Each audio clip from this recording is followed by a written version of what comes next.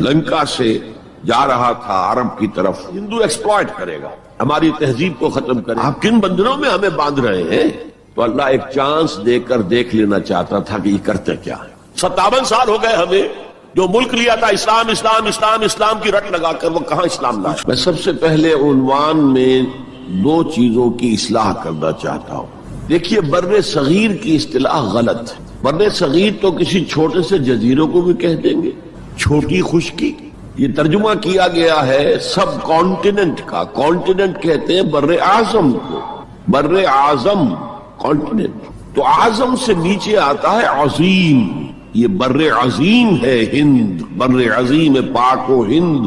آج ہم اسے پاک و ہند کہیں گے, پہلے یہ بر عظیم ہند تھا. یہ غلط لفظ ہمارے ہاں لکھنے میں بولنے میں آ گیا ہے. بر صغیر تو کسی چھوٹے سے جزیرے کو بھی کہہ دیں گے, چھوٹی سی خشکی.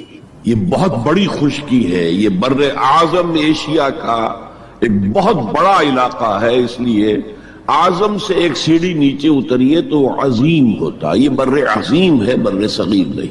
اسی طرح مسلمان غیر اسلامی ریاست میں اس میں بھی ایک مغالطہ ہے, گویا کہ دنیا میں کوئی خالص اسلامی ریاست بھی ہے, جبکہ آج دنیا کی تمام مسلمان مملکتیں خالص غیر اسلامی ہیں. تو گویا کہ بنیادی طور پر کوئی فرق واقع نہیں ہوا. مسلم اکثریت کا ملک ہونا اور بات ہے, اور اسلامی ریاست ہونا اور بات ہے. زمین و آسمان کا فرق. بہرحال ان دونوں موضوعات پر میں کوشش کروں گا کہ اپنے خیالات آپ کے سامنے رکھوں, اور مجھے اندیشہ ہے کہ آپ میں بہت سے حضرات میری بعض آراء سے اتفاق نہیں کریں گے, لیکن میں خلوص و اخلاص کا تقاضا پورا نہیں کروں گا, نہ اپنی ذات سے نہ آپ سے. اگر وہی بات آپ سے نہ کہوں اور آپ کے سامنے نہ رکھوں کہ جو میری حقیقی رائے ہے, تو میں چند باتیں رکھوں گا, قبول کرنا نہ کرنا آپ کا کام ہے. دیکھیے, بر عظیم پاک و ہند کے ضمن میں سب سے پہلے تو 2 بدقسمتیوں کو نوٹ کر لی. پہلی بدقسمتی یہ کہ یہ بر عظیم دور نبوت کی سعادتوں سے محروم رہا. دور نبوت میں یہاں تک دعوت اسلام نہیں پہنچی. اکا دکا کوئی لوگ مسلمان ہوئے ہیں. مالابار کا کوئی راجہ تھا جس نے شق القمر کا معجزہ اپنی آنکھوں سے دیکھا تھا. اسے جب معلوم ہوا کہ یہ تو اصل میں ایک عرب میں پیدا ہونے والے رسول کی انگلی کے اشارے سے ہوا تھا, تو وہ ایمان لے آیا. لیکن یہ آئسولیٹڈ واقعات ہیں. بحیثیت مجموعی بر عظیم پاک و ہند دور نبوت کی برکات سے محروم رہا. پھر یہ کہ دور خلافت راشدہ کی برکات سے بھی محروم رہا. یہاں اسلام کسی قابل ذکر حیثیت میں آیا ہے دور بنی امیہ میں, وہ بھی کسی دعوت و تبلیغ کے مثبت مقصد کے لیے نہیں, بلکہ ایک انتقام اور بدلے کے لیے کہ کچھ مسلمان تاجروں کا ایک بحری قافلہ جو سرندیپ سے لنکا سے جا رہا تھا عرب کی طرف, اسے یہاں کراچی کے قریب, اسے یہاں کے سندھی ڈاکوؤں نے لوٹ لی. اس پر مطالبہ آیا اسلامی مسلمان حکومت کی طرف سے. وہ ملوکیت تھی. اب وہ اسلامی حکومت اس معنی میں نہیں رہی تھی جس معنی میں کہ خلافت راشدہ اسلامی حکومت تھی, کہ جو قیدی ہیں تمہارے پاس رہا کرو اور کمپنسیٹ کرو جو بھی نقصان یہاں ان مسلمان تاجروں کا ہوا ہے. جب اس کے جواب میں بالکل منفی رد عمل موصول ہوا تو پھر چڑھائی کا فیصلہ کیا گیا. گویا کہ یہ ایک سزا دینے کی ایک مہم تھی. بہرحال اس وقت جو اسلام یہاں آیا تھا اس کے کریکٹرز اس اسلام سے کچھ مختلف تھے جو بعد میں یہاں آیا. وہ اسلام جو محمد ابن قاسم کی سرکردگی میں سندھ میں آیا اور سندھ سے آگے بڑھ کر ملتان بلکہ موجودہ پاکستان کے تقریباً پورے نصف علاقے تک پہنچ گیا تھا, فٹ ہلز آف کشمیر تک. تو یہ اسلام خالص عربی اسلام تھا. ملوکیت تو آ گئی تھی لیکن بدویت اور عربیت جو ہے اس کی چھاپ اس پر ابھی گہری تھی. اور اس اسلام میں نہ ابھی فرقے تھے, نہ مسلک تھے, نہ حنفی, نہ مالکی, نہ شافعی, نہ حنبلی, نہ عقائد کے بارے میں بحثیں شروع ہوئی تھی, علم کلام کی بحثیں ہوئی تھی, نہ ابھی یونانی فلسفے اور منطق کا حملہ ہوا تھا. ابھی کچھ نہیں تھا. سادہ اسلام. اسلام اپنی اصل سادگی پر برقرار تھا. چنانچہ اس کی قوت تسخیر بڑی زبردست ثابت ہوئی, اور خاص طور پر محمد ابن قاسم جو نوجوان 17-18 برس کا نوجوان اور نہایت نیک اور پاک باز سندھ کے ہندوؤں نے جو اپنی ایک روایت ہے کہ اس طرح کا آدمی تو کوئی اوتار ہی ہو سکتا ہے, فارسی میں بھی کہا جاتا ہے کہ در جوانی توبہ کردن شیوے پیغمبری است، جوانی کے اس عمر میں بھی کوئی شخص پاک زندگی گزار رہا ہو تو یہ تو پیغمبروں کا طریقہ ہے، اور ہندوستان میں تصور پیغمبروں کا نہیں تھا، اوتاروں کا تھا، تو اسے بھی ایک اوتار سمجھ کر اس کی مورتیاں تراش کر مندروں میں رکھ لی گئیں اور ان کو پوجا جانے لگا۔ یہی چیز اس کے لیے خطرے کا سبب بن گئی ہے، کیونکہ اب بیک ہوم اسلام کا جو اصل گھر تھا عرب، اس میں ملوکیت آ چکی تھی، اور ملوکیت کبھی اسے برداشت نہیں کر سکتی کہ کوئی اور شخص اتنا پاپولر ہو جائے کہ اسے چیلنج کر سکے، لہذا محمد بن قاسم کو بلایا گیا اور شہید کر دیا گیا۔ اب اس کے بعد ظاہر بات ہے کہ وہ اسلام ریسیڈ کرنا شروع ہوا، واپس آنا شروع ہوا، اس کے کچھ اثرات اس علاقے میں رہ گئے، لیکن اسلام کی واپسی ہو گئی۔ یہ اسلام کا پہلا ورود تھا بر عظیم کی سرزمین پر۔ اس کے بعد اسلام آیا ہے 300 برس بعد، اور اب یہ آیا ہے شمال مغربی سرحدی صوبے میں جو درے ہیں، کوہ سلیمان میں، کوہ ہندو کش اور کوہ سلیمان میں، درہ خیبر ہے، درہ ٹوچی ہے، درائے گومل ہے، درائے بولان ہے، یہاں سے آنا شروع۔ اس اسلام کی خصوصیات کچھ اور تھی۔ ان 300 سالوں میں فقہی مسالک بھی پیدا ہو چکے تھے، حنفی، مالکی، شافعی، حنبلی، ان کے درمیان اختلافات بھی تھے، بحثیں بھی تھیں، مناظرے بھی تھے۔ دوسرے ایک خاص جو ہے تصوف کا فن جو ہے وہ بہت ترقی کر چکا تھا، اور اس میں اکثر و بیشتر وحدت الوجود کا تصور اس کی بنیاد میں موجود تھا۔ تیسری بات یہ نوٹ کیجئے کہ یہاں جو لوگ آئے وہ سب حنفی تھے، اور یہ ترک قبائل ہی تھے در حقیقت، اور ترکوں میں سے بھی غلام لوگ تھے، اسی لیے پہلا خاندان مسلمانوں کا یہاں خاندان غلاماں کہلاتا ہے۔ ترک غلام تھے یہ، جو اپنی ذاتی صلاحیت اور اپنی استعداد کی بنا پر ترقی کرتے کرتے بادشاہت کے مقام تک پہنچے۔ عالم اسلام میں اس وقت 2 عظیم جگہوں پر غلاموں کی حکومت تھی، اور اس سے اندازہ ہو سکتا ہے کہ اسلام میں غلاموں کا فیوچر کتنا روشن ہے۔ ممالک، مملوک، یہ مصر میں حکمران تھے، وہ بھی غلام تھے۔ خاندان غلامہ، قطب الدین ایبک، شمس الدین التتمش، یہ سب کون تھے؟ غلام تھے۔ بہرحال اب جو اسلام آیا اس میں قیادت کی ایک تسلیس پیدا ہو چکی تھی، توحیدی شان نہیں رہی تھی۔ خلافت راشدہ میں قیادت توحیدی تھی، خلیفہ وقت ہی حاکم بھی تھے، خلیفہ وقت ہی مجتہد بھی تھے، عالم بھی تھے، اور وہی سب سے بڑے اللہ والے بھی تھے۔ لیکن اس کے بعد جو اسلام میں قیادت جو ہے مسلمانوں کی 3 شاخوں میں بٹ گئی۔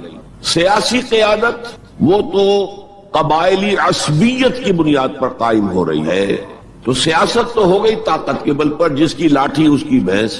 اس کے بعد جو اس دینی قیادت تھی وہ 2 حصوں میں منقسم ہو گئی، علمی قیادت، علماء، مفسرین، فقہاء، محدثین، اور ایک ہو گئی صوفیاء کی قیادت۔ تو یہ تھی کیفیت جس میں کہ بر عظیم پاک و ہند میں اسلام وارد ہوا ہے پہلے ورود کے 300 برس بعد۔ اب اس کے 500 برس کے بعد یہاں ایک اور ایلیمنٹ آیا، اور وہ تھا شیعیت کا۔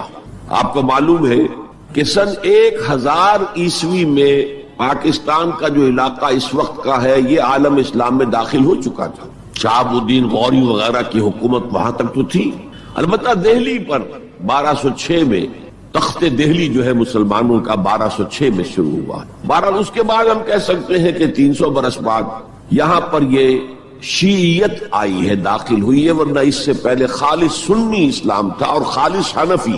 شیعیت کی وجہ سے جو کچھ بھی بعد میں اسلام کو یہاں پر اس تقسیم کی وجہ سے، شیعہ سنی اختلافات کی وجہ سے جو بہت بڑے بڑے نقصانات اٹھانے پڑے، ان میں سے مثلاً 2 کا میں تذکرہ کرنا چاہتا ہوں۔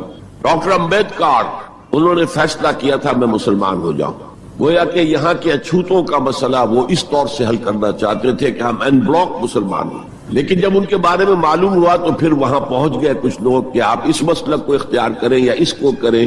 وہ اسی حیث بحث میں پھر انہوں نے فیصلہ کیا کہ میں کوئی بھی نہیں اختیار کرتا، اگر کوئی ایک اسلام ہے ہی نہیں، اب میں ایک کو اختیار کرتا ہوں تو دوسرے سے میری مخاصمت ہو جائے گی، دوسرے کو اختیار کرتا ہوں تو پہلے سے ہو جائے گی۔ اب اگلا دور آیا، ہندوستان میں انگریز آ گئے۔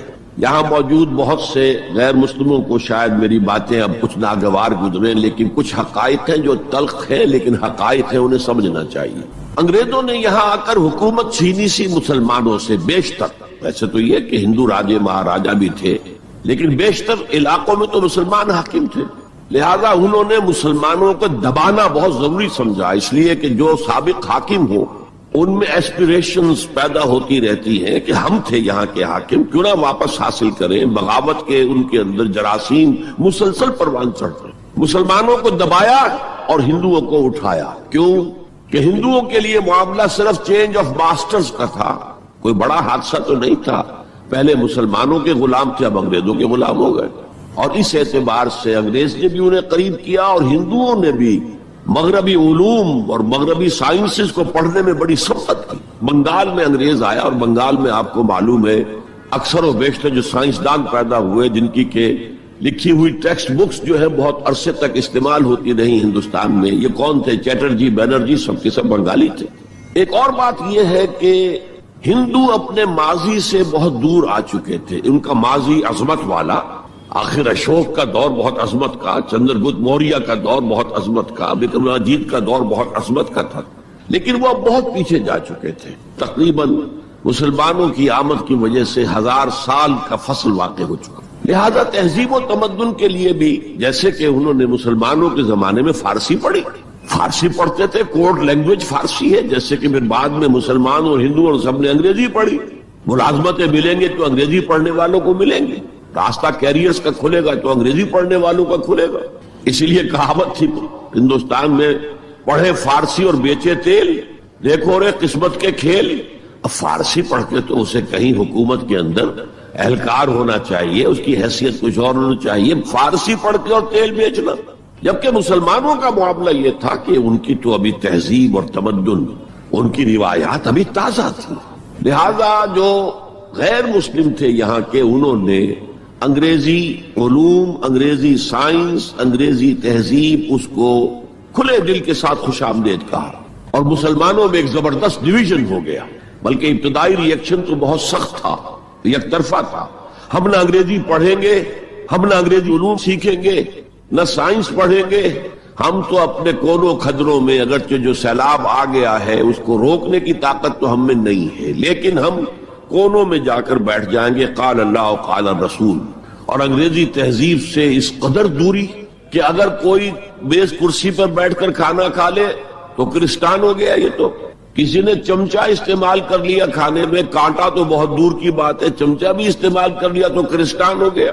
تو اس درجے ریئیکشن تھا علماء کے زیر اثر حلقوں میں، گویا کہ وہ جو گاندھی جی کا فلسفہ تھا نان کوآپریشن، تو مسلمانوں نے انگریزوں کے ساتھ شدید قسم کا naan cooperation from the very beginning شروع کی۔ اس پر سر سید احمد خان نے ان دونوں چیزوں کی مخالفت کی۔ ایک تو انہوں نے انگریزوں کو بتایا کہ دیکھو یہ جو آزادی کی جنگ تھی یہ صرف مسلمانوں کی نہیں تھی، 1857 کی، یہ تو مشترک تھی، تو اس کے اندر کیا سبب ہوا ہے، اس کی وجہ سے آپ مسلمانوں سے بعد محسوس نہ کریں، اور مسلمانوں سے بھی کہا بھائی انگریزی پڑھو، انگریزی علوم حاصل کرو، سائنس پڑھو، سائنٹیفک نالج حاصل کرو، ورنہ تمہاری حیثیت ہندوستان میں کیا رہ جائے گی، پلے دار رہ جاؤ گے یا گوشت فروش رہ جاؤ گے، اللہ اللہ خیر صلی اللہ، اور تمہاری کوئی حیثیت نہیں رہے گی۔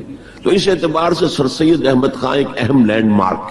اس کے علاوہ انگریزی دور کا ایک اور جو پہلو بہت اہم ہے، انگریزوں نے ڈیوائڈ اینڈ رول پالیسی کے تحت مسلمانوں اور ہندوؤں کے درمیان مرافرت کو ہوا دی، یہ ان کی پالیسی رہی مستقل، یہ ایک قوم کی حیثیت سے سامنے نہ آ جائے، پھر ظاہر بات ہے کہ ہمارے پاؤں تو اکھڑ جائیں گے یہاں سے۔ تو یہ جو ہمارے ہاں شروع ہوا، کچھ اور فیکٹر بھی تھے، ہندوؤں میں ایک انتقامی جذبہ بھی تھا کہ مسلمانوں نے ہم پر حکومت کی ہے 800 برس 1000 برس، اور ظاہر بات ہے سارے حاکم اچھے تو نہیں تھے، کوئی اچھا بھی تھا، تو اکثر و بیشتر تو عیاش قسم کے لوگ تھے۔ ہم نے محل بنائے، تاج محل بنائے، ہم نے کوئی کام اور تو کیا نہیں۔ دین کی تبلیغ تو اولیاء اللہ نے کیا، صوفیاء نے کی، کبھی بھی سرکاری سطح پر، حکومت کی سطح پر یہاں تبلیغ اسلام کا اہتمام نہیں ہوا۔ ایک دو ایکسیپشنز ہیں، ایک راجہ گجرات کاٹھیا واڑ کے علاقے کا جس نے کہ تبلیغ کا اہتمام کیا، ایک راجہ کشمیر کا تھا جس نے تبلیغ کا اہتمام کیا، باقی حکمرانوں نے کوئی کوشش۔ آزادی سے قبل متصلاً جو کیفیت پیدا ہو گئی تھی، اس کا ایک اہم فیکٹر یہ تھا کہ مسلمانوں میں ہندوؤں کا ایک خوف پیدا ہو، کیونکہ جو نظام اب بن چکا تھا وہ تو یہ تھا کہ ووٹ کی بنیاد پر فیصلے ہوں گے، ون مین ون ووٹ، اس کے اعتبار سے مسلمان اقلیت میں اور غیر مسلم ہندو یہاں اکثریت میں. تو گویا کہ ہمیشہ کے لیے اگر ایک ملک کی حیثیت سے یہ ملک جو ہے تقسیم آزادی حاصل کرتا ہے تو مسلمان غلام ہو جائے گا. ان کی تہذیب بھی ختم کر دی جائے گی. شدھی کی تحریک شروع ہو چکی تھی, ان کا مذہب بھی تبدیل کرنے کی کوشش کی جائے گی. میوات کے علاقے میں بڑی زبردست تحریک اٹھائی گئی تھی شدھی کی, جس کا توڑ کرنے کے لیے مولانا محمد الیاس رحمۃ اللہ علیہ سامنے آئے اور تبلیغی جماعت کا انہوں نے سلسلہ شروع کیا.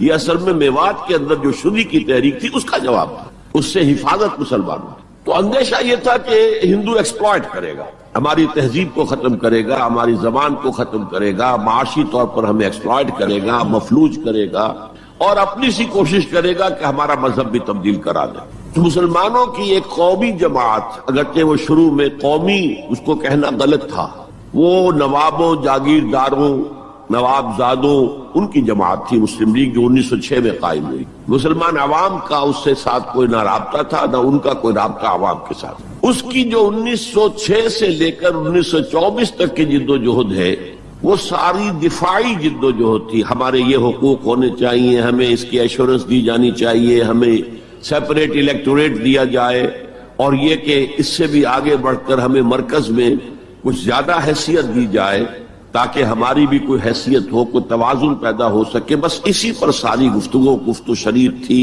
اور اس کے ضمن میں محمد علی جناح جو ہے وہ تو پروفٹ آف لو قرار دیے گئے تھے, اتحاد کا پیغام بر.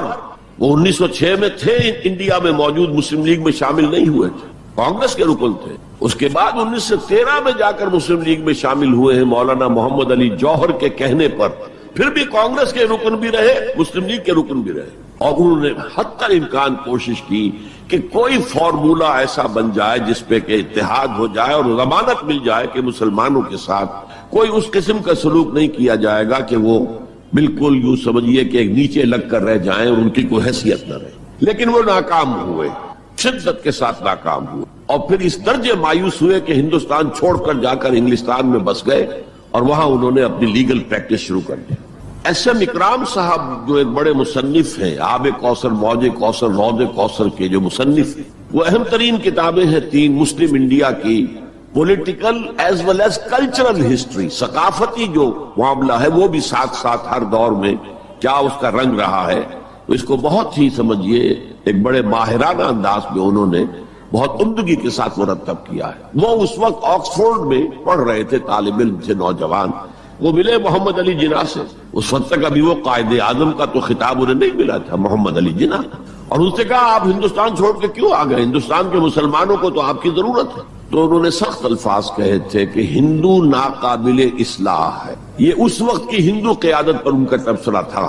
اور مسلمانوں کا حال یہ ہے کہ ان کا کوئی لیڈر مجھ سے صبح جو بات کرتا ہے شام تک ڈپٹی کمشنر یا کمشنر یا گورنر تک پہنچا دیتا ہے.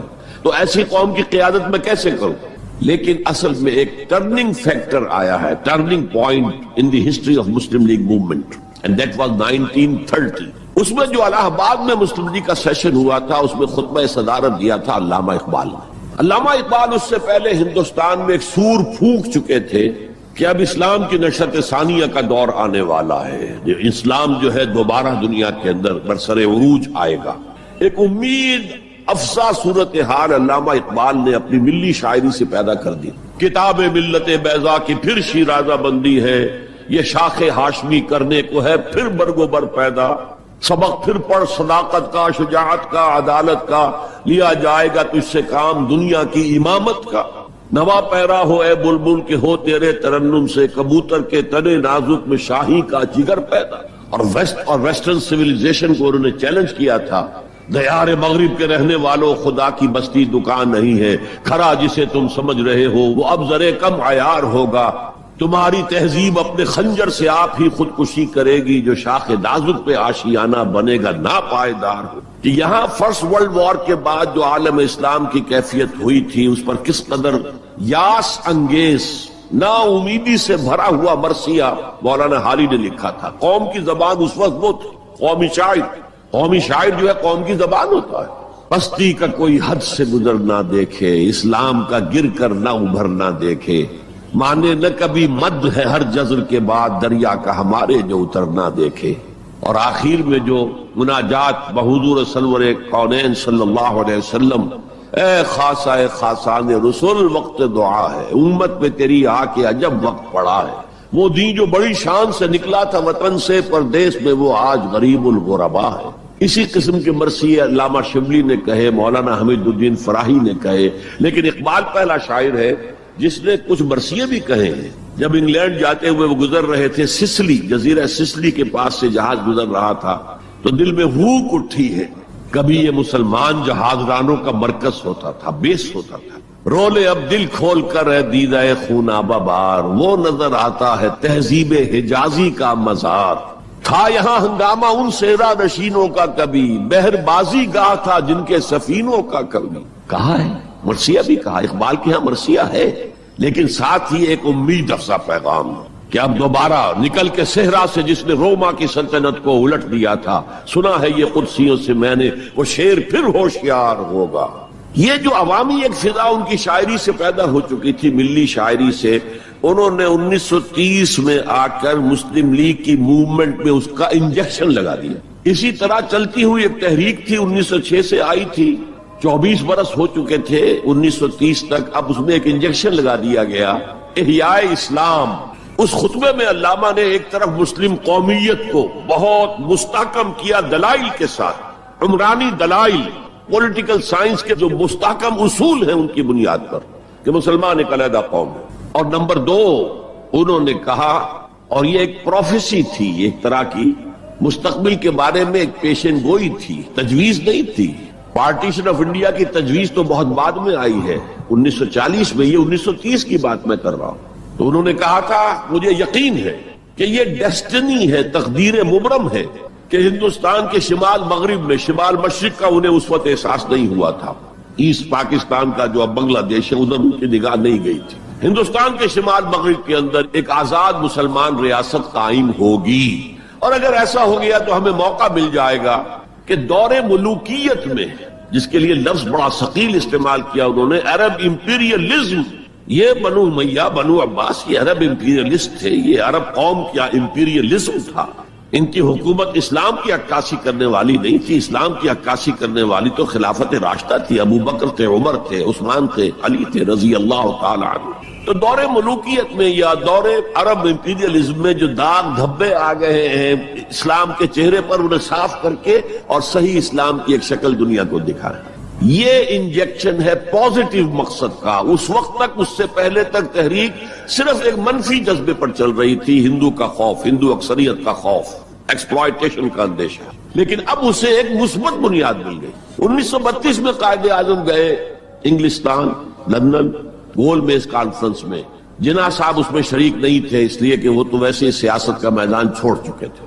اس موقع پر پھر علامہ اقبال نے ملاقاتیں کی ہیں جناح صاحب سے، اور وہی انجیکشن ان کو بھی لگا اور انہیں پھر آمادہ کیا کہ آئیں واپس ہندوستان، اور اس انجیکشن کے حوالے سے مسلمانوں نے ہند کو منظم کرے اور جمع کرے۔ تو یہ پھر تحریک پاکستان جو ہے، چونکہ مسلمانوں کے جذبات کے ساتھ اس کی ہم آہنگی، معجزہ ہو گیا کہ مسلم مائنورٹی کے پروونسز نے کس طریقے سے یکجا اور یکسو ہو کر اس موومنٹ کو سپورٹ کیا، حالانکہ انہیں معلوم ہے کہ کسی بھی حساب سے ان کے تو پاکستان میں شامل ہونے کا کوئی امکان تھا ہی نہیں، بلکہ تحریک مسلم لیگ اصل میں مائنورٹی پروونسز کی تحریک تھی۔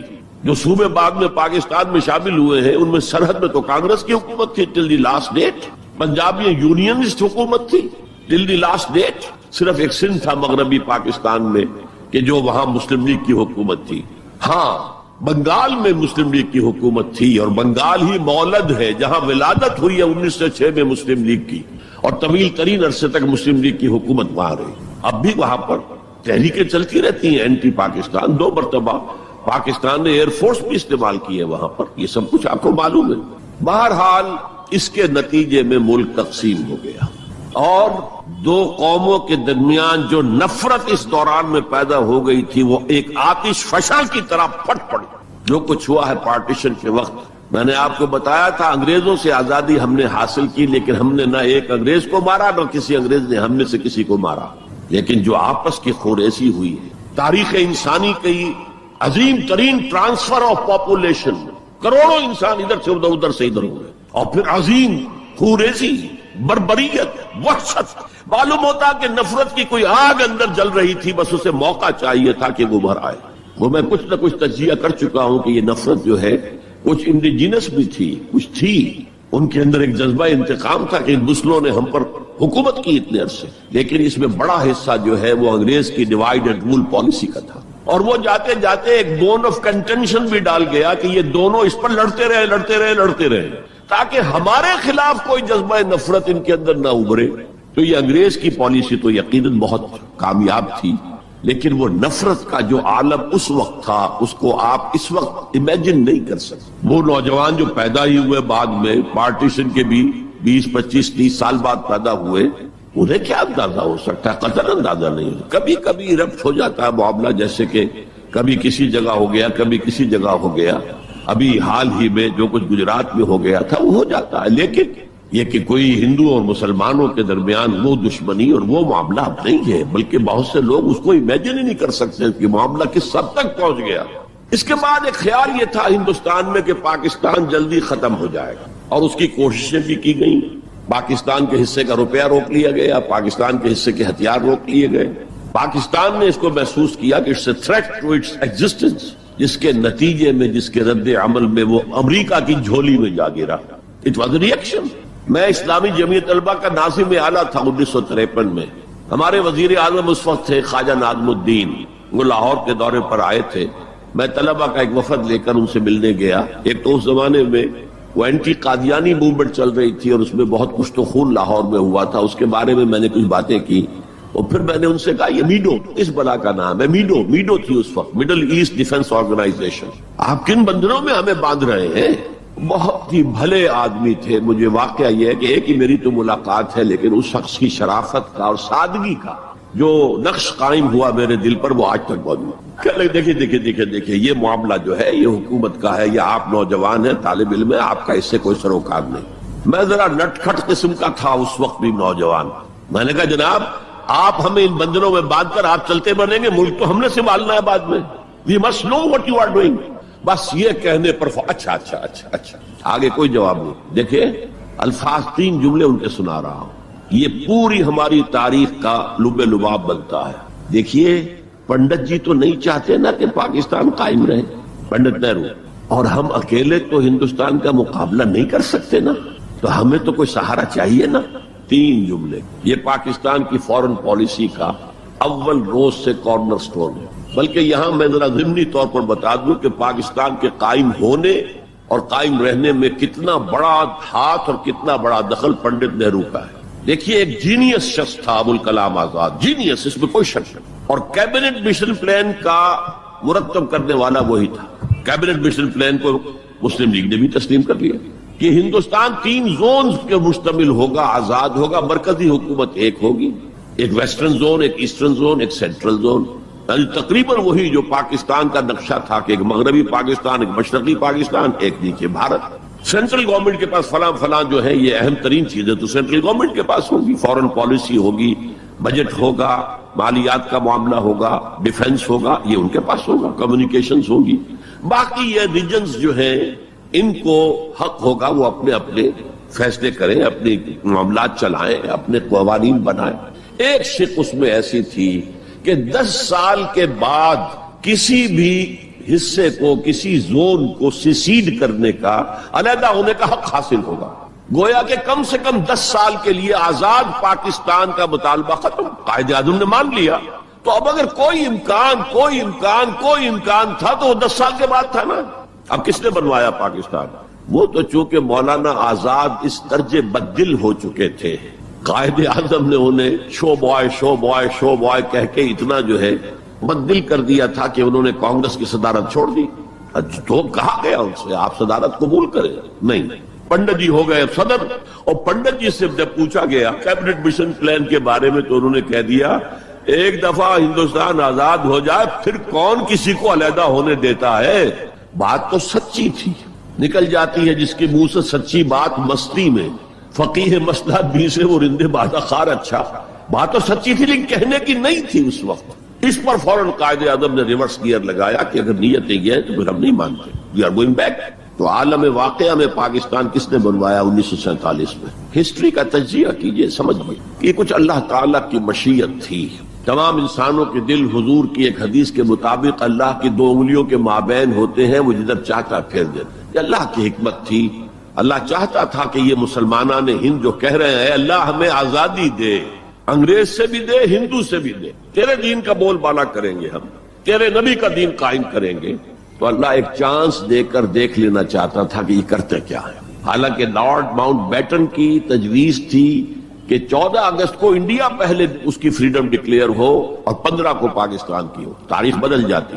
یہاں کے پنڈتوں نے کہا کہ 14 جو ہے وہ منحوس دن ہے، لہذا انہوں نے کہا 15 تو 14 کو پاکستان، وہ 27ویں شب تھی رمضان مبارک کی۔ یہ اصل میں ایسا ہی معاملہ ہے جیسے کہ مصر میں بنی اسرائیل نے حضرت موسیٰ سے کہا تھا کہ اے موسیٰ، تمہارے آنے سے پہلے بھی ہم پر تشدد ہوتا تھا اور ہمیں ہر طرح ستایا جاتا تھا، تمہارے آنے کے بعد بھی حال ہمارا تو وہی ہے، ہماری تو کوئی بھلائی نہیں ہو سکی۔ تو حضرت موسیٰ کا ایک جواب جو ہے وہ وہاں پر منقول ہے، عَصَىٰ رَبُّكُمْ أَن يُهْلِكَ عَدُوَّكُمْ، قریب ہے کہ تمہارا رب تمہارے دشمن کو ہلاک کر دے، وَيَسْتَخْلِفَكُمْ فِي الْأَرْضِ، اور تمہیں زمین میں طاقت دے، فَيَنْظُرَ كَيْفَ تَعْمَلُونَ، پھر وہ دیکھے گا تم کیا کر۔ وہ انہوں نے جو کچھ کیا تھا وہ اس کی تاریخ میں آپ کے سامنے بیان کر چکا ہوں۔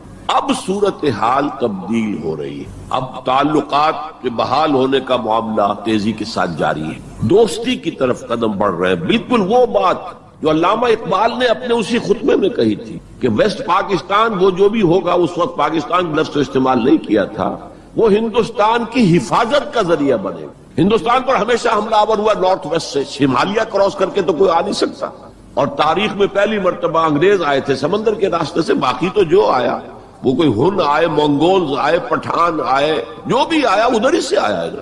تو یہ جو ہے ہندوستان کی پروٹیکشن کا ذریعہ بن جائے گا، اور واقعہ یہ کہ بن گیا، ورنہ یہ کہ کمیونزم سویپ کر کے پورے انڈیا کو لے جاتا۔ یہ پاکستان کے اندر وہ جو بھی مذہبی جذبہ ہے، چاہے وہ مثبت طور پر بروئے کار نہیں آ سکا، لیکن بے خدا کمیونزم کے خلاف جو مسلمانوں میں جذبات تھے، تو اس رو کو، اس سیلاب کو روکا ہے پاکستان۔ بہرحال اب صورتحال جیسا کہ میں نے کہا ہے کہ عام طور پر بھی اب آمد و رفت کی سہولتیں کی جا رہی ہیں، اور میں سمجھتا ہوں کہ وہ نسل بھی اب بیت چکی ہے جس کے دل میں وہ انتقامی جذبات تھے، وہ رہ گئے ہیں ریمننٹس کچھ تھوڑے بہت کچھ لوگوں کے اندر، ورنہ بائی اینڈ لارج بحیثیت مجموعی وہ کیفیت اب باقی نہیں۔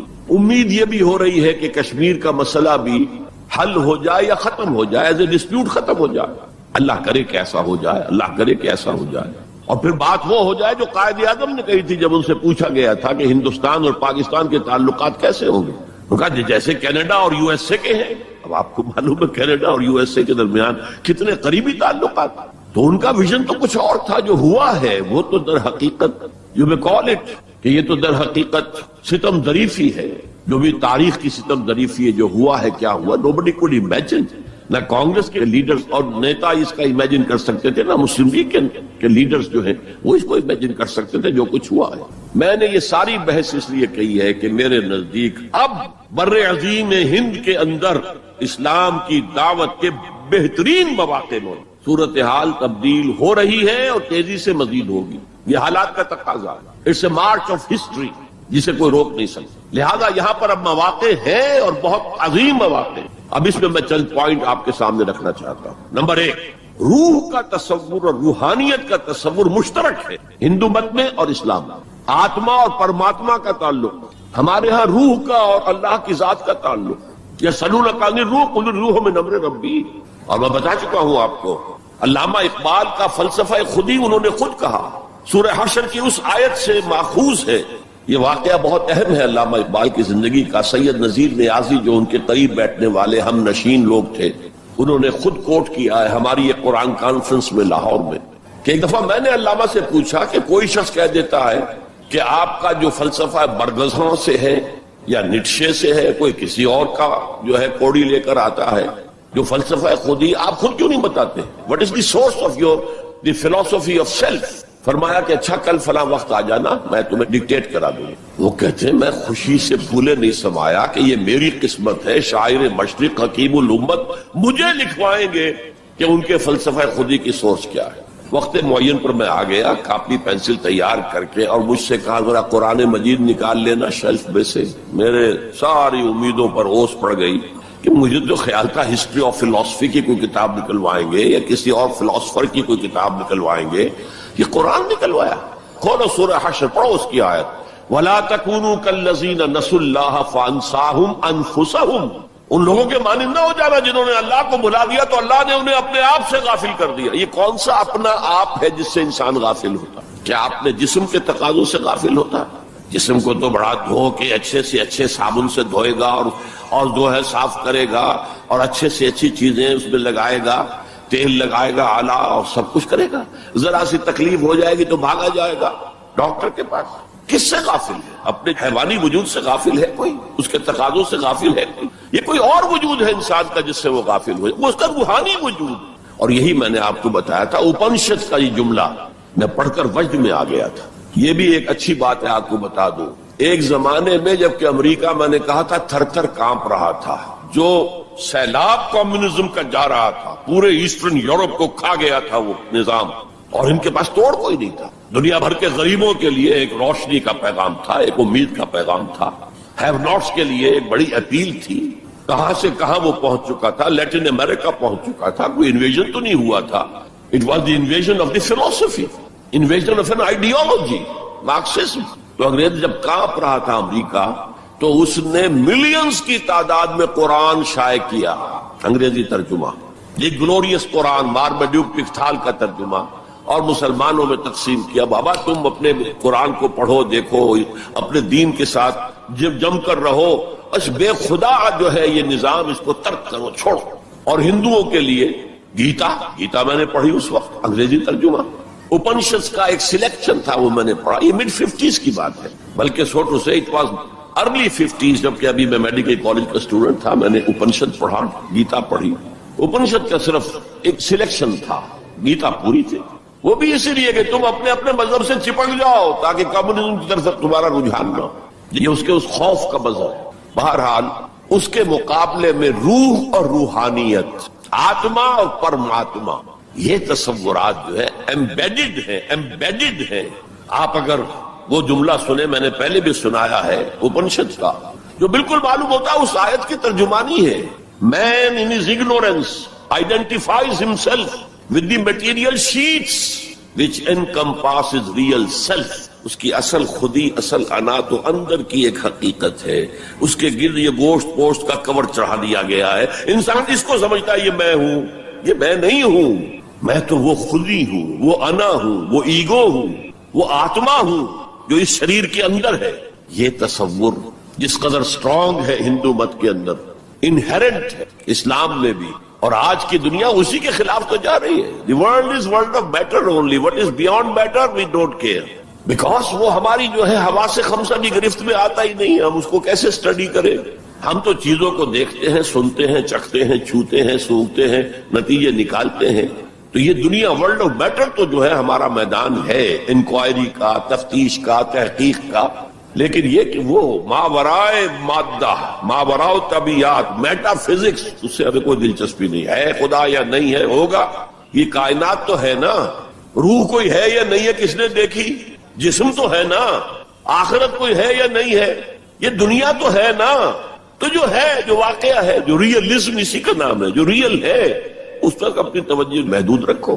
جو مذہب کے ایسنس کے خلاف ہے، اس مذہب میں ہندو مت اور اسلام مشترک، وہ ایسنس آف مذہب، روح اور روحانیت۔ نمبر 2، ہندو اسکرپچرز کا اگر مطالعہ کیا جائے ان کی اصل زبان میں، اور سملیرٹیز جو ہیں اسلام میں اور ہندوازم میں، ان کو واضح کیا دلائل کے ساتھ، حوالوں کے ساتھ، اور ان کو ہائی لائٹ کیا جائے۔ اختلافات اگر ہیں وہ بھی ہیں، لیکن سملیرٹیز کیا کیا ہیں۔ یہ کام میرے علم میں آیا تھا کچھ عرصے سے، مولانا محمد منظور نعمانی جو لکھنؤ والے ہیں، ان کے صاحبزادے کر رہے ہیں، اور مجھے خوشی ہوئی تھی۔ اب جو کچھ کیا ہے ذاکر نائک صاحب نے، وہ اتفاقی ہے کہ میں ٹیلی ویژن کھولا ہوا تھا، اس میں ان کا پروگرام آیا، میں نے پورا دیکھا ہے، وہ سملیرٹیز بٹوین ہندوازم اینڈ اسلام۔ اب میں اپریشیٹ کرتا ہوں، یہ کام کرنے کا ہے جو ہم نے نہیں کیا بدقسمتی سے۔ ہم نے یہاں آ کر یہاں کے لوگوں کے ذہن کو پڑھنے کی کوشش نہیں کی، ہم نے تو ان پر حکومت کی ہے، اللہ اللہ خیر صلی اللہ، جب تک آپ کسی قوم کے ذہن کو نہیں سمجھیں گے، ان کی سوچ کیا ہے، ان کی سوچ کا صغرا کبرا کیا ہے، پریمیسز کیا ہے جن پر کہ ان کے عقائد کھڑے ہوئے ہیں، آپ کیسے کمیونیکیٹ کریں گے؟ ہم نے ضرورت ہی محسوس نہیں کی. Why to communicate? ہمارے پاس طاقت ہے، we have brute force and we can govern them, that's all. یہ ہماری مجرمانہ غفلت رہی ہے، یہاں پر مجرمانہ غفلت رہی. میرا بھی ایک واقعہ جو ہے اس ضمن میں بہت ہی سبق آموز ہے. آج سے 13 سال قبل میں ہندوستان جب آیا تھا 1991 میں، تو میں لکھنؤ بھی گیا تھا. وہاں مولانا علی میاں میرے منتظر تھے. پھر انہیں جانا تھا ضروری رائے بریلی، اپنے آبائی شہر، تو میں بھی ان کے ساتھ ان کی گاڑی میں بیٹھ کر گیا. 24 گھنٹے وہاں میں مقیم رہا. اس مسجد میں نماز پڑھی، 4-5 نمازیں پڑھی جہاں سے کہ سید احمد بریلوی رحمت اللہ علیہ نے اپنی ہجرت کا آغاز کیا تھا. وہاں میں نے ان سے ایک بات کہی کہ مولانا، دوسرے مدارس جو ہیں بریلوی اور دیوبندی، شاید وہ تو میری اس تجویز پر غور تو دور کی بات ہے، اس کو سننے پر بھی آمادہ نہ ہو. ندوہ نسبتاً کھلے خیال کا، کھلے ذہن کا سمجھا جاتا ہے نمائندہ، تو آپ ندوے میں سنسکرت کی تعلیم کو لازم کریں تاکہ آپ کے طلباء جو نکلیں وہ ویدوں کو پڑھیں ڈائریکٹلی، اپنشد کو پڑھیں ڈائریکٹلی. کہنے لگے ہاں یہ تو آپ نے بہت اچھی بات کہی، بہت صحیح بات ہے، بہت صحیح ہے. لیکن 2 سال کے بعد شکاگو میں ایک کانفرنس میں وہ بھی مدعو تھے، میں بھی مدعو تھا، ہم دونوں ملے. میں نے پوچھا مولانا وہ آپ نے کچھ کیا؟ کہنے لگے میں تو بھول ہی گیا. اس سٹیج پر وہ آ چکے تھے کہ وہ نسیان انہیں ہو گیا، انہیں یاد ہی نہیں رہا کہ مجھ سے انہوں نے وعدہ کیا ہے. لیکن میں نے یہ بات ان سے کہی تھی. میرے علم میں آیا یہاں ہی کہ ایک مصنف شمس نوید عثمانی، جن کی کتاب آپ نے پڑھی ہوگی اب بھی نہ جاگے تو، کافی دن ہو گئے میں نے وہ کتاب پڑھی تھی. اس میں ڈوبائے ایک فرینچ اورینٹلسٹ جو ہے، اس کی رائے انہوں نے کوٹ کی. میں حیران رہ گیا. وہ 40 برس تک انڈیا میں مقیم رہ کر اس نے ہندو اسکرپچرز کا مطالعہ کیا. And he came to the conclusion that Manu is actually Mahanooh, حضرت نوح علیہ السلام کا مہانوح، اور منو سمرتی جو ہے حضرت نوح علیہ السلام کی شریعت. یہ کرسچن ہے، اس کی تحقیق ہے. اس تحقیق کو اب انہیں ہائی لائٹ کیا جائے، اسے عام کیا جائے، اس کو پہنچایا جائے، تو پھر وہ جو ہے مغایرت کے پردے جو حائل ہیں، وہ مغایرت کے پردے کچھ اٹھیں گے، ذہن کچھ کھلیں گے، بات کرنے کا، کمیونیکیشن کا موقع بنے گا. اب آ رہی ہے وہ بات جو میں سمجھتا ہوں کہ آپ کو اچھی نہیں لگے گی. میری رائے یہ ہے کہ کسی بھی صورت میں آپ کو سیکولرزم کی حمایت نہیں کرنی چاہیے. اسلام کی روح سے سیکولرزم کفر ہے، اور وہ اگر واگا کے مغرب میں کفر ہے تو مشرق میں بھی کفر ہے. آپ اس کی پروٹیکشن لینا چاہتے ہیں، اس کی امبریلا کے تحت آنا چاہتے ہیں. یہ آپ کی قومی جو ہے فرار، ورنہ سیکولرزم کس شے کا نام ہے؟ کیا اسلام کسی درجے میں کمپیٹیبل ہے اس کے ساتھ؟ سیکولرزم کا مطلب یہ ہے کہ آپ ایک سرکل بنا لیں، اس سرکل کے اندر ہے پولیٹیکو سوشو اکنامک سسٹم. یہ تو ہوگا، کسی بھی مذہب سے کوئی تعلق نہیں اس کا. عوامی حاکمیت جو بدترین شرک ہے، اس کی بنیاد پر جو پارلیمنٹ آئے، جو کوئی مجلس ملی آئے، جو کوئی کانگریس آئے، وہ جو ہے قانون بنائے. ہومو سیکشولیٹی کو جائز قرار دے، اجازت ہے. ہومو سیکشل میرجز کو رجسٹر کروائے، ٹھیک ہے. It has no reference to any religion whatsoever. ہاں، اس سرکل کے پیری فری پر چھوٹے چھوٹے سرکلز بنا دیجئے. یہ ہندو مت ہے، یہ اسلام ہے، یہ سکھ مت ہے، یہ بدھ مت ہے، یہ فلاں ہے، یہ کرسچینٹی ہے، یہ جوڈائزم ہے، یہ ہے تاؤزم ہے. یہ رہیں گے پیری فری پر. یہ انفرادی معاملہ ہے زندگی کا، اور اس میں آزادی ہے ہر ایک کو. جو چاہے بلیفز رکھے، ایک خدا کو مانے، 100 کو مانو، کسی کو نہ مانے، ٹھیک ہے.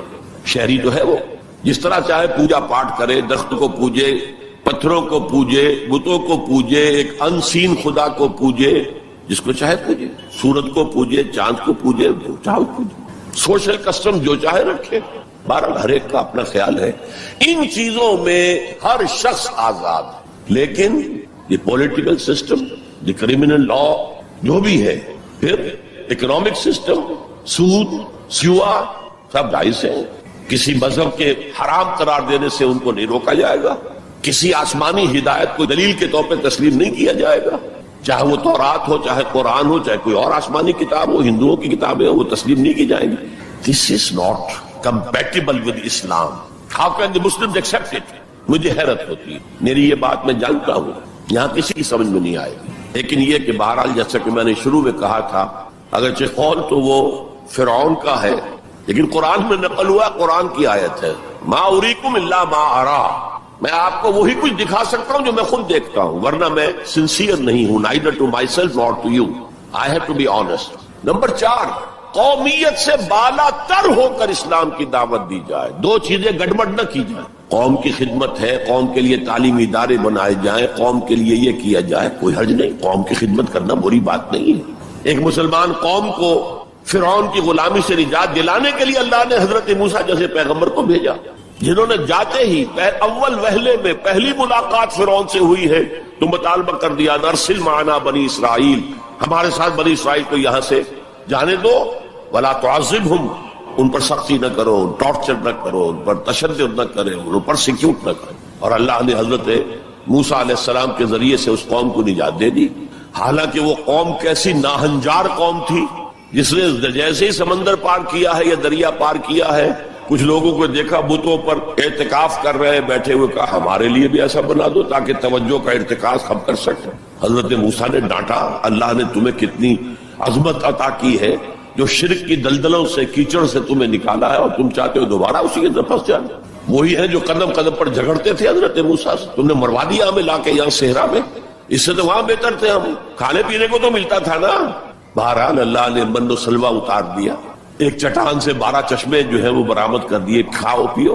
اور پھر وہ اتنی ناہنجار قوم تھی کہ جب قتال کی بات کہی گئی کہ اب تلوار ہاتھ میں لو اور داخل ہو جاؤ فلسطین کی زمین میں، کوڑا جواب، فَذْهَبْ أَنْتَ وَرَبُّكَ فَقَاتِلَا إِنَّا هَاهُنَا قَاعِدُونَ، ہم تو یہاں بیٹھے ہیں، ٹس سے مس نہیں ہوں گے، جاؤ تم جاؤ، تمہارا رب، فَذْهَبْ أَنْتَ وَرَبُّكَ فَقَاتِلَا إِنَّا هَاهُنَا قَاعِدُونَ۔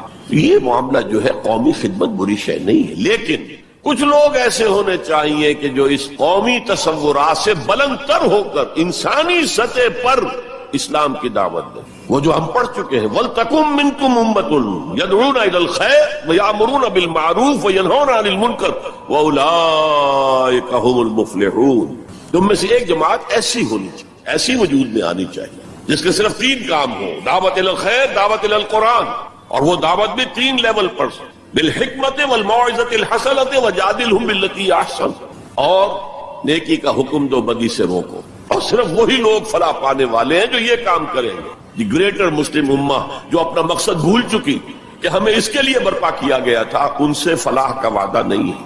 اولئک ھم المفلحون، حصر کا انداز ہے، اسلوب ہے، صرف وہی لوگ ہوں گے جو فلاح پائیں گے۔ اس لیول پر ضرورت ہے ایک جماعت کی، اور اس کے ضمن میں سب سے زیادہ اہمیت ہوگی اسلام کے سسٹم آف سوشل جسٹس کو ایمفیسائز کرنے۔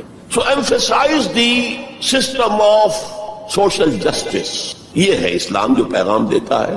یہ کسی قوم کے لیے نہیں ہے، پوری نوع انسانی کے لیے ہے، انسان کو آزادی دیتا ہے۔ میں بتا رہا تھا کہ وہ جو تلوار ہے، جو میں اس کو مثال دیا کرتا ہوں، یہ ایسی چکی ہے جو ایک طرف آٹا پھینکتی ہے، ایک طرف پھینکتی ہی نہیں، ادھر آٹے کے ڈھیر لگ رہا ہے، ادھر آٹا ہے ہی نہیں۔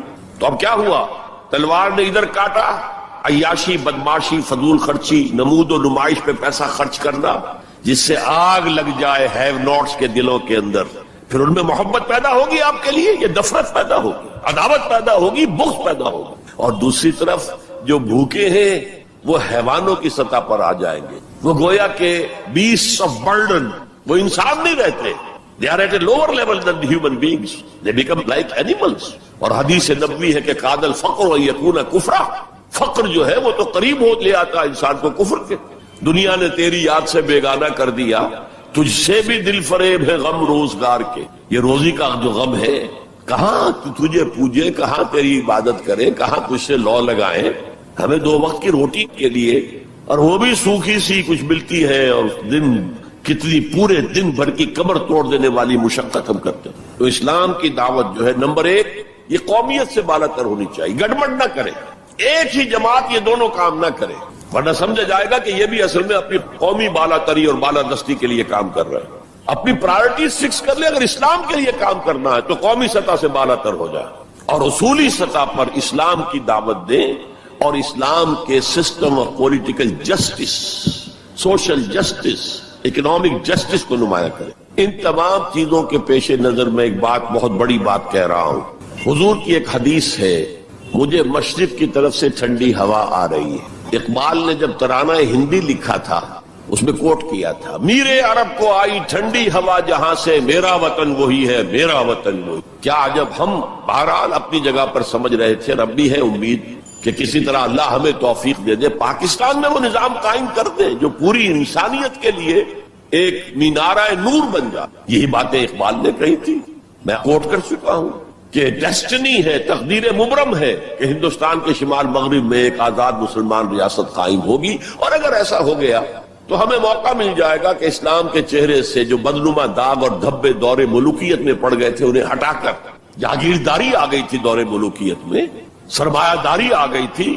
ابلیس کی مجلس شورا میں ابلیس سے کہلوایا ہے اقبال نے، ابلیس کی زبان سے وہ اپنا پیغام دے رہا ہے، جانتا ہوں میں یہ امت حامل قرآن نہیں ہے، وہی سرمایہ داری بندہ مومن کا دین، جانتا ہوں میں کہ مشرق کی اندھیری رات میں بے ید بیضا ہے پیران حرم کی آستین۔ لیکن ایک عجیب بات کہی ہے، عصر حاضر کے تقاضاؤں سے ہے لیکن یہ خوف، it's a demand of history, عصر حاضر کے تقاضاؤں سے ہے لیکن یہ خوف، ہو نہ جائے آشکارا شرع پیغمبر کہیں۔ عصر حاضر کے تقاضے سمجھ لیجئے، کیپٹلزم کے رد عمل میں کمیونزم پیدا ہوا تھا، اب کمیونزم مر گیا ہے، اب کیپٹلزم بغلے بجا رہا ہے۔ ثابت ہو گیا کہ ہمارا نظام liberal secular democracy and capitalism based on free market and interest and every thing, یہ بہترین نظام ہے، اس سے بہتر کوئی نظام نہیں ہے۔ دیکھ لو وہ مرا پڑا ہوا کمیونزم، اس کی قبر بن گئی ہے، جس پر کہ پھر ہنٹنگٹن نے کہا نہیں میرا بھائی، اسے غلطی لگ رہی ہے فوکویاما کو، ابھی کلیش آف سیویلائزیشنز ہونا ہے، ہوگا۔ بہرحال یہ جو نوید تھی کہ آئے گی ٹھنڈی ہوا، ایک خیال یہ ہے، اب بھی ہے، شاید حالات جس نہج پر جا رہے ہیں شاید پاکستان اور افغانستان مل کر وہ جگہ بن جائے کہ جہاں پر اسلام کا نظام پورا کا پورا دی پولیٹیکو سوشو اکنامک سسٹم نافذ کر دیا۔ فیکٹس آن دی گراؤنڈز کے اعتبار سے کوئی آثار نہیں ہے، لیکن there can be some divine, کوئی ایسا شکل پیدا ہو جائے اللہ کی طرف سے۔ میں اس سے مایوس نہیں ہوں، ابھی بالکل مایوس نہیں، اگرچہ تاحال ہم فیل ہو گئے اس میں، ہم تو وہی نظام جو انگریز چھوڑ کر گیا تھا جو کا تو لے کر جا رہے ہیں۔ آپ بہت بہتر اس سے رہے اس اعتبار سے کہ آپ نے جاگیرداری کو تو ختم کر دی، ہمارے ہاں تو جاگیردار مسلط ہے، اور جہاں جاگیردار مسلط ہوگا اور 70% آبادی جو ہے وہ دیہی ہے، گاؤں کی ہے، جاگیرداروں کے انگوٹھے تلے ہے، وہاں سیاست کیا ہوگی؟ سیاست جو ہے وہاں پر it's the musical chair game of the jagirdars and lords, اور کچھ بھی نہیں۔ بہرحال اللہ کرے کہ یہ اس بر عظیم سے، پاکستان بھی آخر اسی بر عظیم کا ایک حصہ تھا، بھارت اسی بر عظیم کا حصہ ہے، بنگلہ دیش اسی بر عظیم کا حصہ ہے۔ میں وہاں بھی گیا تھا تو میں نے کہا تھا کہ آپ یہاں نظام خلافت قائم کریں، وہاں خلافت اندولن ایک بڑی تحریک بھی اٹھی تھی۔ حافظ جی حضور کا نام آپ نے سنا ہوگا، بہت بڑے پیر تھے وہاں کے، جنہوں نے ایک موومنٹ شروع کی تھی کہ خلافت کا نظام قائم کیا جائے۔ لیکن یہ ہے کہ کیا عجب کہ ہندوستان کی قسمت میں ہوئی۔ شمس نوید عثمانی صاحب نے جو بات کہی ہے وہ قابل غور یقیناً ہے، اگرچہ مجھے پڑھے ہوئے اس کتاب کو بہت دن ہو گئے ہیں، لیکن مجھے امید ہے کہ جو بات میں کہنے چلا ہوں وہ ان کی طرف غلط منسوب نہیں ہوگی، لفظی طور پر کوئی غلطی ہو سکتی ہے۔ انہوں نے یہ لکھا تھا کہ امت مسلمہ کی قیادت پہلے ملی ہے سامی النسل لوگوں کو، یہ میں آپ کو بتا چکا ہوں۔ First rise of the Muslim امہ، then the first fall of the Muslim Ummah, then the second rise of Muslim Ummah, then the second fall of Muslim Ummah, just as the first rise of Bani Israel, and then the first fall, and then the second rise, and then the second fall. So first rise of the Muslim Ummah was under the leadership of the Arabs. Who are these Arabs? Sami, Semitic. اگرچہ Europe میں Semitic کا لفظ استعمال ہوتا ہے یہودیوں کے لیے صرف، وہ بھی سامی ہے، عرب بھی سامی النسل ہے۔ جب صلح کرائی تھی اور بغل گیر کروایا تھا کلنٹن نے شاہ حسین کو، اور اس وقت شامیر تھا یا کون تھا جو بھی وزیر تھا اس کا اسرائیل کا، بغل گیر ہو گئے، تو اس نے کہا تھا یو آر کزنس، بھائی تم ایک ہی باپ کے بیٹے ہو نا، یہ عرب اسماعیل کے بیٹے ہیں، ان کی اولاد ہیں، اور جو جیوز ہیں وہ حضرت اسحاق کی اولاد ہیں، حضرت اسحاق کے بیٹے حضرت یعقوب، ان کے 12 بیٹے، ان سے 12 نسلیں، 12 قبیلے جو ہیں بنی اسرائیل کے، تو یو آر کزنس۔ تو سامی النسل، پہلی قیادت سامی، حضرت سام، یہ بیٹے تھے حضرت نوح کے۔ Second rise of the Muslim ummah was under the leadership of the Turks, they are the progeny of Yafis علیہ السلام، انہی کے بیٹوں میں گوگ اینڈ میگوگ کا نام بھی آیا ہے تورات میں، جوج اور ماجوج۔ وہ اصل میں سینٹرل ایشیا کے ماؤنٹینز کو کراس کر کے تو شمالی جو میدان چلتا ہے رشیا وغیرہ کا، اور پھر نیچے وہ منگولیا اور چائنا کے ساتھ، اور ادھر ویسٹ میں پھر وہ اسکینڈینیوین کنٹریز سے ہو کر ادھر سے اتر کر لوگ جو آئے ہیں اینگلو سیکسنز انگلستان میں آئے ہیں یا اور یورپ کے حصے میں آئے ہیں، یہ سب نسل ہے یافس کی۔ تیسری نسل ہے حام کی، اس میں یہ انڈو گریک اینڈ ایرانی ایرینز، سب سے بڑی تعداد ان ایرینز کی کہاں ہے؟ یہ حام کی نسل سے ہے۔ اور شمس نوید عثمانی نے لکھا تھا کہ اب جو اسلام کی اور امت مسلمہ کی قیادت ہے وہ حام کی نسل کو منتقل ہوگی۔ دی تھرڈ رائز آف اسلام، جس پر میں حدیثیں آپ کو سنا چکا ہوں، ہونا ہے، وہ تقدیر مبرم ہے، پوری دنیا پر اسلام کا غلبہ ہو کر رہے گا۔ علامہ اقبال نے کس خوبصورتی سے کہا ہے، ہر کو جا بینی جہان رنگ و بو، تم جہاں کہیں بھی رنگ و بو کا منظر دیکھتے ہو، خوشنمائی، خوشبو، اچھی بات، اعلیٰ قدریں، ہر کو جا بینی جہان رنگ و بو، زاں کے از وہ آیت آرزو، جس سے کہ آرزو پیدا ہوتی، امنگ پیدا ہوتی، یا نور مصطفیٰ اورا بہاست، یا ہنوز اندر تلاش مصطفیٰ، یا تو حضرت محمد مصطفیٰ صلی اللہ علیہ وسلم سے وہ نور مستعار لیا گیا ہے۔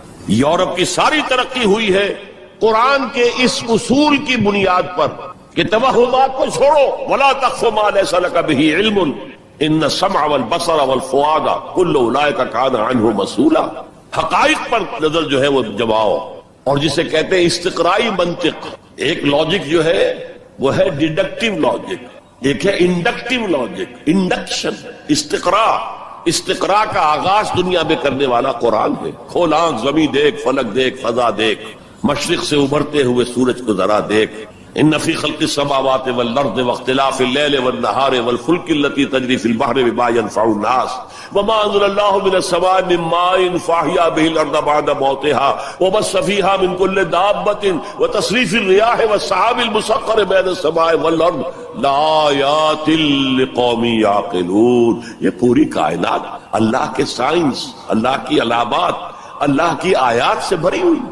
یہ سارا نقطہ نظر ہے جس نے سائنس کو بنیاد بنایا ہے، سائنس کو کہ اوپر توجہ منعطف کرائی ہے۔ اور یہ اصل میں پہلے بھی کہہ چکا ہوں، غرناطہ، تولیتلا جو ٹولیڈو کہلاتا ہے، قرطبہ جو آج کورڈووا کہلاتا ہے، غرناطہ جو آج گریناڈا کہلاتا ہے، اس کی یونیورسٹیوں سے پڑھنے کے لیے آتے تھے۔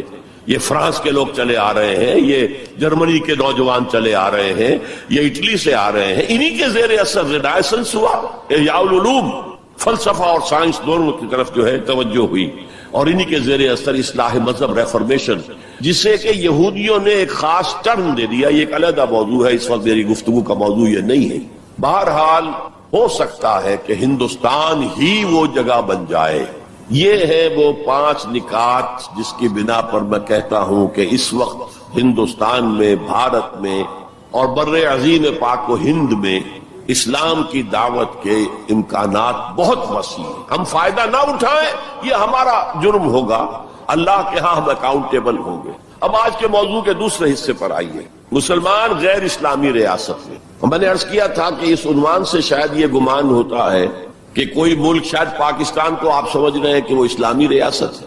اسلامی ریاست کا کوئی وجود اس وقت روئے ارضی پر موجود نہیں ہے، لہذا کوئی فرق نہیں ہے۔ اس پہلو سے کوئی فرق واقع نہیں ہوتا۔ مسلمان اکثریت کا ملک، مسلمان اقلیت کا ملک، کیا فرق واقع ہوا؟ کوئی فرق واقع، اس لیے کہ اوپر تو نظام جو ہے وہی طاغوت کا نظام ہے، وہی سیکولر نظام ہے، وہی انٹرسٹ بیسڈ اکانومی کا جو ہے نظام ہے، وہی بے حیائی، بے پردگی اور فحاشی کا نظام ہے جو چلا آ رہا ہے، اور جس کو وہ اب social engineering program under the United Nations organisation, social engineering, جس کے اصول کیا ہے؟ پروسٹیٹیوشن کو بھی ایک باعزت پیشہ قرار دیا جائے۔ ان کے لیے نام جو ہے قائم کیا گیا سیکس ورکرز۔ ہومو سیکسولیٹی کو بھی ایک نارمل اورینٹیشن قرار دیا جائے۔ نارمل ہے، نارمل نہیں ہے۔ nobody should object to it۔ عورت اور مرد بالکل برابر ہوں، شادی کے قوانین کے ضمن میں بھی اور ہر اعتبار سے برابر، وراثت میں بھی برابر۔ اور عورت اگر گھر کا کام کرے تو ویج طلب کر سکتی ہے مرد سے، شوہر سے، اور اگر وہ حمل کی سختیاں برداشت کرے اور وضع حمل کی تکلیف برداشت کرے اس پر بھی وہ معاوضہ مانگ سکتی ہے شوہر سے۔ اس طرح کی چیزیں social engineering programme.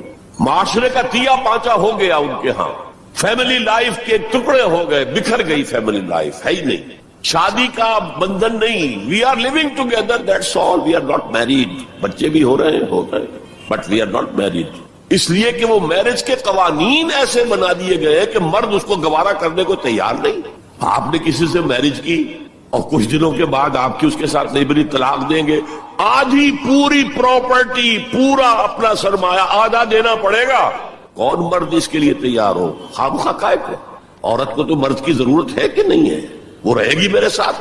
We are living together, we are not married. یہ ہے جو اقبال نے بات کہی تھی, وہ 100% پوری ہو چکی ہے. تہذیب ختم ہو چکی ہے, تہذیب سنڈاس بن چکی ہے. مغربی تہذیب, تمہاری تہذیب اپنے خنجر سے آپ ہی خودکشی کرے گی. جو شاخ نازک پہ آشیانہ بنے گا ناپائیدار ہوگا. اب آپ نے سنا ہوگا بش صاحب واز کہتے ہیں شادی کرو شادی کرو شادی کرو. اب وہاں یہ واز کہنا پڑتا ہے شادی کرو, میرج کے کانٹریکٹ کے اندر بندھو. بہرحال اس وقت کا سارا عالم انسانی بشمول عالم اسلامی کے طاغوت کی گرفت میں ہے. اور یہ طاغوت اصل میں دجالیت, دجل فریب کو کہتے ہیں. اللہ کی ذات کے اوپر اس کائنات کا پردہ آ گیا ہے. ہم اس کائنات کو پوج رہے ہیں, کائنات کو پڑھ رہے ہیں, سیکھ رہے ہیں, سمجھ رہے ہیں, خدا کو بھول گئے. حیات اخروی پر حیات دنیاوی نے پردہ ڈال دیا ہے. دجل اصل زندگی وہ ہے, اسے بھول گئے ہیں اور اس زندگی میں مگن ہے, گم ہے. کافر کی یہ پہچان کے آفاق میں گم ہے اور مومن کی یہ پہچان کے گم اس میں ہے آفاق. یہ سارا نظام دجالیت کا نظام ہے اور پورے عالم اسلام پر یہ حاوی ہے, مسلط ہے. کوئی ایک ملک بھی اس سے بچا ہوا نہیں. اس پس منظر میں دیکھیے, اسلام ایک اصولی انقلابی دعوت ہے. بدلو اس نظام کو, بدلو اس نظام کو. یہ جتنا کام مشکل پاکستان میں اتنا ہی یہاں ہے. کیا فرق ہے؟ 57 سال ہو گئے ہمیں. جو ملک لیا تھا اسلام اسلام اسلام اسلام کی رٹ لگا کر, وہ کہاں اسلام لایا؟ مسجدیں عالی شان بنا دی ہیں, ٹھیک ہے, لیکن اس کے علاوہ کیا؟ کہاں اسلام؟ کہاں اسلام کا سیاسی نظام؟ کہاں اسلام کا معاشی نظام؟ کہاں اسلام کا معاشرتی نظام؟ مخلوط معاشرہ ہے. صدر ضیاء الحق نے جب PIA کو ڈرائی کیا, شراب اس میں سرو کرنی بند کر دی, ورنہ پہلے انٹرنیشنل فلائٹس میں شراب سرو ہو جاتی, لیکن اس نے بند کی. میں نے کہا, اور میں اس زمانے میں ان سے کچھ قریب تھا, میں نے کہا آپ نے بڑا اچھا کام کیا. دنیا تو یہی کہے گی کہ دقیانوسی آدمی ہے, یہ کیا کر رہا ہے. لیکن میں نے کہا آپ نے ایک چیز جو حرام ہے وہ تو بند کر دی ہے. دوسری چیز, یہ ایئر ہاسٹسز جو جاتی ہیں, یہ کون سی شریعت کی روح سے جائز ہے؟ آپ حج پر نہیں جانے دیتے مسلمان عورت کو محرم کے بغیر. حالانکہ عام طور پر ادھیڑ عمر کی عورتیں, بڑی عمر کی عورتیں جاتی ہیں حج کے لیے, محرم کے بغیر نہیں جائے گی, نہ عمرے پر جائے گی. اور یہ جوان لڑکیاں جو جا رہی ہیں, ان میں کے ساتھ کون سا محرم ہوتا ہے؟ چپ, خاموش, کوئی جواب نہیں. میں نے کہا کیا کھانے اور ناشتے کی ٹرے جو ہے وہ مرد نہیں رکھ سکتے آگے؟ یہ ہے وہ ہمارا طرز عمل. اسلام کی کوئی ایک چیز قبول, سر پر, سر آنکھوں پر, اور دوسری چیز جو ہے پاؤں تلے رون دی جائے, جس کی سزا ہمیں مل رہی. الا خزی فی الحیات الدنیا ویوم القیامت یردون الی اشد العذاب. تو اب میں نے عرض کیا, کوئی ملک ہو, اقلیت میں مسلمان ہو, اکثریت میں ہو, کوئی فرق واقع نہیں ہوتا. ہر جگہ پر اسلام کو ایک اصولی انقلابی دعوت کی حیثیت سے پیش کیا جائے. نمبر 3, اکثریت اقلیت کا مسئلہ تو اس سے حل ہوتا ہے کہ ہمارے لیے اسوہ کامل ہے محمد رسول اللہ کی ذات مبارکہ. وہ تو اکیلے تھے جب انہوں نے کام شروع کیا تھا. آپ کی اہلیہ حضرت خدیجہ رضی اللہ تعالی عنہ, آپ کے دوست پرانے ابو بکر رضی اللہ تعالی عنہ, آپ کے چچا بھائی جو آپ ہی کے زیر تربیت تھے وہی رہ رہے تھے. چونکہ ان کے والد ابو طالب بہت غریب تھے, لہذا حضور نے انہیں اپنے پاس رکھا ہوا تھا, ان کے اوپر سے بوجھ کم کرنے. اور آپ کا وہ بیٹا, منہ بولا بیٹا جو غلام تھا, اسے آزاد کر کے بیٹا بنا لیا. یہ 4 تھے, 1 + 4 5. اور 10 سال کی محنت شاقہ, دن رات کی محنت. اور یہ محنت کرنے والا کون؟ محمد صلی اللہ علیہ وسلم, جس کے کردار کے اوپر کہیں کوئی چھینٹ بھی نہیں ہے, داغ دھبا تو بڑی بات ہوتی ہے. بمشکل 100-125 آدمی ساتھ آئے تھے. تو آپ اس اسوے پر چلے, آپ کو 100 بھی نہ ملے, کوئی پرواہ نہیں. کیا جب کس وقت اللہ تعالیٰ دھارے کا رخ موڑ دے, لوگوں کی توجہ ہو جائے, لیکن اصول وہی ہو, دعوت وہی ہو. اور نمبر 3, میتھڈالوجی وہی ہو. Don't borrow the methodologies from the movements of this era. جمہوریت کے ذریعے سے کچھ ہو جائے اور کوئی دہشت گردی کے ذریعے سے کہیں اسلام آ جائے, these are not the methodologies of Muhammad صلی اللہ علیہ وسلم. الیکشن میں حصہ لینے سے سوال ہی پیدا نہیں ہوتا. الیکشنز ہوتے ہیں کسی نظام کو چلانے کے لیے, نہ کہ کسی نظام کو بدلنے کے لیے. اگر امریکہ میں کمیونسٹ ہو اور ہیں اب بھی ہیں تو کیا وہ الیکشن لڑیں گے؟ وہ تو انقلاب برپا کریں گے، کلاس کانشسنس پیدا کریں گے، ہیوز اور ہیو ناٹس کے درمیان ایک مغایرت پیدا کریں گے، پھر وہ ہیو ناٹس کو آرگنائز کریں گے، اور اگر آرگنائزیشن مضبوط ہو جائے تو سم ہاؤ اور دی ادر بائی ہک اور by crook they will change the system. انتخابات کے ذریعے سے سسٹم چینج نہیں ہوتا. تو میتھڈالوجی آف محمد صلی اللہ علیہ وسلم that is the must, we have to follow it. اس میں کس حد تک کامیابی ہو، حضور صلی اللہ علیہ وسلم ایک لائف سپین میں آپ نے سارا کام کر دیا. 10 برس میں تو بمشکل 125 آدمی ہاتھ آیا تھا، اور اگلے 10 برس میں ٹوٹل ریولوشن کمپلیٹ ہو گیا. آئندہ یہ کبھی نہیں ہو سکے گا. Maybe we have to take generation 3-4 generation میں جا کر بات پوری ہو، لیکن میتھڈالوجی وہی رہے گی. ٹائم فیکٹر جو ہے وہ بڑھ جائے گا، اور یہ عمل یقیناً کافی عرصے سے شروع ہو چکا ہے. وہ احساس میں آپ کے سامنے رکھ چکا ہوں. وہ احساس اب امت مسلمہ میں بڑے وسیع پیمانے پر ہے کہ اسلام صرف مذہب نہیں، دین ہے. دین اپنا غلبہ چاہتا. دین تو ہوتا ہی دین تب ہے جبکہ وہ غالب ہو. دین مغلوب ہو گیا تو مذہب ہو گیا. اس اعتبار سے یہ احساس اب کافی بڑے حلقے کے اندر موجود ہے. البتہ میتھڈالوجی کے بارے میں امت مسلمہ بھٹک رہی ہے ادھر سے ادھر. اقبال نے جو شعر کہا تھا کہ نشان راہ دکھاتے تھے جو ستاروں کو، ترس گئے ہیں کسی مرد راہ داں کے لیے. اللہ کا شکر ہے، میں اللہ کا شکر ادا کرتے ہوئے کہہ رہا ہوں، اور کسی خود ستائی کے جذبے کے بغیر کہہ رہا ہوں. اللہ نے مجھ پر سیرت محمدی صلی اللہ علیہ وسلم کو کھول دیا. جیسے میں نے پرسوں کہا تھا کہ ایک حدیث نے تاریخ کے ایک بہت بڑے صندوق کو میرے لیے کھول دیا. لَيَأْتِيَنَّ عَلَىٰ أُمَّتِي مَا أَتَىٰ عَلَىٰ بَنِي إِسْرَائِيلَ حَسْبَ النَّعْلِ بِالنَّعْلِ. میری امت پر بھی وہ سارے حالات وارد ہو کر رہیں گے جو بنی اسرائیل پہ ہوئے تھے، بالکل ایسے جیسے ایک جوڑے کی 2 جوتیاں ایک دوسرے کے مشابہ ہوتی. اسی طرح اللہ تعالیٰ نے سیرت النبی کو مجھ پر کھولا. میں نے اس کا انالیسس کیا، تجزیہ کیا، اور اس سے انفر کیا ہے، اور چیلنج کرتا ہوں. The process of a true revolution can be deduced, can be inferred only from the seerah of Muhammad صلی اللہ علیہ وسلم. اس کی وجہ کیا ہے؟ تاریخ انسانی کے باقی سارے انقلاب جزوی تھے. فرینچ ریولوشن میں صرف سیاسی نظام بدلا اور کچھ بھی نہیں بدلا. عقائد وہی رہے، اخلاق وہی رہے، معاشی نظام وہی رہا جو پہلے تھا، صرف سیاسی نظام بدلا. بولشوک ریولوشن میں معاشی نظام بدلا.